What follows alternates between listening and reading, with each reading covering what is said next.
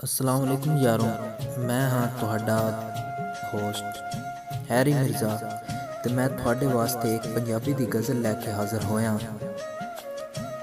ਬੰਦੇ ਦੁੱਖ ਤੋਂ ਯਾਰ ਕਰੇਂਦੇ ਰਹਿੰਦੇ ਨੇ, ਬੰਦੇ ਦੁੱਖ ਤੋਂ ਯਾਰ ਕਰੇਂਦੇ ਰਹਿੰਦੇ ਨੇ, ਗੱਲਾਂ ਸੁਣ ਕੇ ਜ਼ੇਨ ਭਵਾਈ ਨਹੀਂ, ਕਾਮਯਾਬ ਨਾ ਹੋਵੇ ਗੈਰ ਦੀ ਸਾਜ਼ਿਸ਼, ਗੱਲ ਜ਼ੇਨ ਵਿੱਚ ਕਤਨ ਭਾਈ ਨਹੀਂ, ਆਖੇ ਲੱਗ ਕੇ ਸੱਜਣ ਰਕੀਬਾਂ ਦੇ, ਸੰਗਤਾਂ ਦਾ ਭਰਮ ਵੰਜਾਈ ਨਹੀਂ, ਇੱਕ ਤੂੰ ਤਾਂ ਦਰਦ ਦਾ ਲੱਗਦਾ ਏ, ਕੋਈ ਹੋਰ ਗਰੀਬ ਦਾ ਸਾਈਂ ਨਹੀਂ, ਇੱਕ ਤੂੰ ਤਾਂ ਦਰਦ ਦਾ ਲੱਗਦਾ ਏ, ਕੋਈ ਹੋਰ ਗਰੀਬ ਦਾ ਸਾਈਂ ਨਹੀਂ।